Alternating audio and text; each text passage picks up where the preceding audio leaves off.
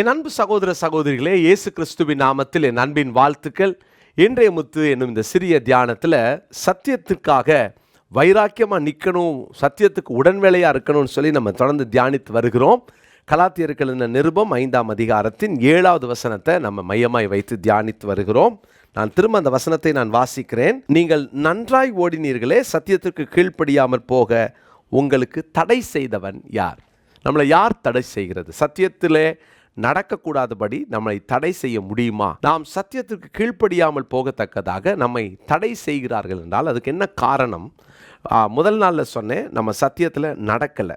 சத்தியத்தில் நடந்தால் நம்மளை யாரும் தடுக்க முடியாது. இரண்டாவது, சத்தியத்துக்காக சத்ருவானாலும் பரவாயில்லன்னு சத்தியத்துக்கு உடன் வேலைக்காரராக மாறினோம். சத்தியத்துக்கு உடன் வேலைக்காரராக யார் இருந்தாலும் அவர்களுடைய அனுபவங்களை யாரும் தடுக்க முடியாது. சத்ருவாவோம், ஆனால் எந்த விஷயத்திலும் நம்ம உலகத்தோட காம்ப்ரமைஸ் ஆகாமல், வசனம் இப்படி தான் சொல்லுது, இதுக்கு நான் உடன் ஊழியக்காரன் அப்படின்றதில் தெளிவாக இருப்போம். இன்றைக்கி இன்னொரு வசனத்தையும் உங்களுக்கு நான் காண்பிக்கிறேன். 1 யோவான் 3ஆம் அதிகாரம் 19ஆம் வசனம். 1 யோவான் 3:19. இதனாலே நாம் நம்மை சத்தியத்துக்குரியவர்கள் என்று அறிந்து நம்முடைய இருதயத்தை அவருக்கு முன்பாக நிச்சயப்படுத்தி கொள்ளலாம். இதை தான் இன்றைக்குரிய மனப்பாட வசனமாக குறித்து கொள்ளுங்க. 1 யோவான் 3:19. இதனாலே நாம் நம்மை சத்தியத்துக்குரியவர்கள் என்று அறிந்து நம்முடைய இருதயத்தை அவருக்கு முன்பாக நிச்சயப்படுத்தி கொள்ளலாம். நாம் சத்தியத்துக்கு உரியவர்கள். சத்தியத்தில் நடங்க.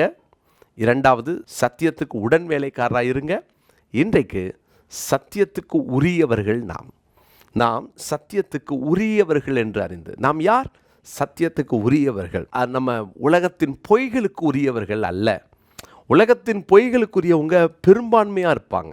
ஆனால் சத்தியத்துக்கு உரியவர்கள், நான் இந்த வசனத்துக்கு உரியவன். எவ்வளோ அழகான வார்த்தை! இந்த வசனத்துக்கு உரியவன், இந்த சத்தியத்துக்கு நான் உரியவன். எனவே என்னை யாரும் தடுக்க முடியாது. நீங்கள் அப்போ சத்தியத்திற்கு உரியவன் என்றால் இந்த சத்தியம் நம்மை சொத்தாய் வைத்திருக்கிறது. நமக்கு இந்த சத்தியம் ஒரு சொத்தாய் இருக்க வேண்டும். அப்போ நம்ம இருதயம் அப்படி ஒரு நிச்சயம் நமக்குள்ளே இருக்கணும். நம்முடைய இருதயத்தில் இருக்கிற அந்த நிச்சயம், நான் சத்தியத்துக்கு உரியவன்.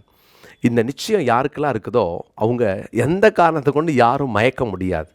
சத்தியத்துக்கு உரியவர்களாக மாறாத வரைக்கும் நம்ம வாழ்க்கையில் நிறையா போராட்டங்களும் தடுமாற்றங்களும் வரும். சீஷருடைய வாழ்க்கையை 2 பகுதியாக பிரிக்கலாம். முதல் பகுதி, அவங்களுக்குள்ள இருந்த தடுமாற்றங்கள், யூதர்களுக்கு பயந்ததினால் கதவை பூட்டி கொண்டு உள்ளே இருந்த அனுபவம் ஒரு பக்கம். ஆனால் அந்த பூட்டப்பட்ட கதவு, அந்த மேல்வீட்டறை, பரிசுத்த ஆவியானவருடைய நிறைவு, இந்த அனுபவங்களெல்லாம் கிடைச்சதுக்கப்புறம் அவங்க வாழ்க்கை எப்படி மாறிச்சு பார்த்தீங்களா? அவங்க அனுபவங்களை பாருங்களேன். அதற்கு பின்பு அவர்கள் தலைகளாய் மாறினார்கள். அவர்கள் அனுபவம் மாறிற்று. ஏன்னா வேதம் சொல்லுகிறது, அதற்கு பின்பாக அவர்களுக்கு இருந்த தைரியம். ஏன்னா இந்த சத்தியத்துக்கு உரியவர்களாக இருந்ததுனால தைரியமாய் பிரசங்கம் பண்ணாங்க. இயேசுவை போல் நான் நேராக சிலுவையில் அறைய எனக்கு எந்த அருகதையும் இல்லை, என்னை தலைகீழ அறைங்கன்னு சொல்லி அப்போஸ்தலனாகிய பேதுரு தன்னை ஒப்பு கொடுக்கிறார். ஒவ்வொரு சீஷர்களுடைய அனுபவங்களும் அவர்களுடைய மரணங்களும் பயங்கர கொடூரமாக இருந்தது. கல்லெறிந்து கொல்லப்பட்டார்கள், வாரினால் அறுக்கப்பட்டு மரித்தார்கள். இவ்வளோலாம் ஒரு கொடூரத்தை அனுபவித்தாங்க. என்ன காரணம்னா சத்தியத்துக்கு உரியவர்களாக மாறினார்கள்.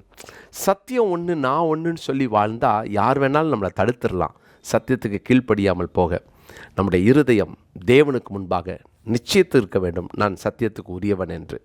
அதனால தான் இங்கே வாசிக்கிறோம், வசனத்தினாலும் நாவினாலும் அல்ல, கிரியையினாலும் உண்மையினாலும் அன்பு கூறுவோம். அந்த 18வது வசனத்தை பார்த்தீங்கன்னா, என் பிள்ளைகளே, வசனத்தினாலும் நாவினாலும் அல்ல, ஏதோ வெளியரங்கமாக என் வாழ்க்கை இருக்கிற பேச்சிலே இருக்கிற அந்த அனுபவத்தின்படி அல்ல, வாழ்க்கையிலே இந்த சத்தியத்தோடு ஒன்றித்திருக்கிற அந்த கிருபைகளையும் அந்த அனுபவங்களையும் கர்த்தர் தருவாராக. நீங்கள் சத்தியத்துக்குரியவர்களாக மாறிட்டீங்களா? உங்களுக்கும் சத்தியத்துக்கும் அந்த பிணைப்பு இருந்தால் யாரும் உங்களை தடுக்க முடியாது. உலகத்தில் யார் உங்களை தடுத்தாலும் தேவனுக்காக வைராக்கியமாக நிற்க முடியும். கர்த்தர் அந்த கிருபைகளை தருவார். எவ்வளோ பெரிய பிரச்சனைகள் வந்தாலும் நீங்கள் ஆண்டவருக்காக நிற்க தேவன் அந்த கிருபைகளை உங்களுக்கு தருவார். ஜெபிக்கலாமா? நல்ல தகப்பனே, சத்தியத்திற்கு உரியவர்களாக நாங்கள் வாழ எங்களை ஒப்புக் கொடுக்கிறோம். சத்தியத்தையும் எங்களையும் யாரும் பிரிக்க முடியாதென்ற அந்த வார்த்தை, அன்று நாங்கள் சத்தியத்தின்படி தான் வாழ்வோம் என்ற அந்த நிச்சயம், எங்கள் இருதயத்தை தேவன் அறிவார் என்ற அந்த தெளிவு, இந்த மூன்றும் இந்த நாளில் இந்த வார்த்தையை கேட்கிற ஒவ்வொருவருக்கும் தந்தருளும். சத்தியத்துக்கு உரியவர்களாகிய எங்களை சத்தியத்திற்கு கீழ்ப்படியாமல் போக ஒருவரும் எங்களை தடுக்க முடியாது. அப்படி தடுக்க நினைக்கிறவர்கள் தோற்று போகட்டும் என்று நாங்கள் ஒப்புக் கொடுக்கிறோம், விட்டு கொடுக்கிறோம். இயேசுவின் நாமத்தில் ஜெபிக்கிறோம் பிதாவே, ஆமென்.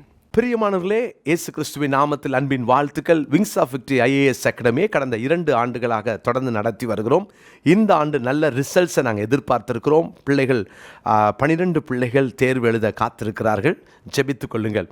இந்த 2024-2025 ஆண்டுக்கான சேர்க்கை நடந்து கொண்டிருக்கிறது. நீங்கள் உங்கள் பிள்ளைகளையோ அல்லது உங்களுக்கு தெரிந்த பிள்ளைகளையோ அல்லது உங்கள் சபையில் இருக்கிற தரிசனம் உள்ள பிள்ளைகளையோ நீங்கள் உடனடியாக கீழே காண்கிற இந்த ஃபோன் நம்பரில் தொடர்பு கொள்ளுங்கள்.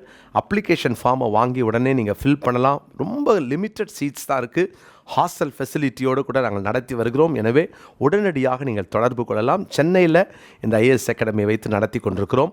தேவனுடைய பிள்ளைகள், பக்தி உள்ளவர்கள், ஆண்டவருக்கு பயந்த தேவ ஜனங்கள், தானியேலாக, யோசேப்புகளாக, தெபோரால்களாக உன்னதமான உயர்ந்த ஸ்தானத்தில் அமரணும் என்பதுதான் எங்கள் தரிசனம். எனவே நீங்கள் உடனடியாக தொடர்பு கொள்ளலாம். ஆண்டவர் உங்களை ஆசீர்வதிப்பார். தொடர்ந்து இந்த ஊழியங்களுக்காக ஜெபித்துக் கொள்ளுங்கள். God bless you.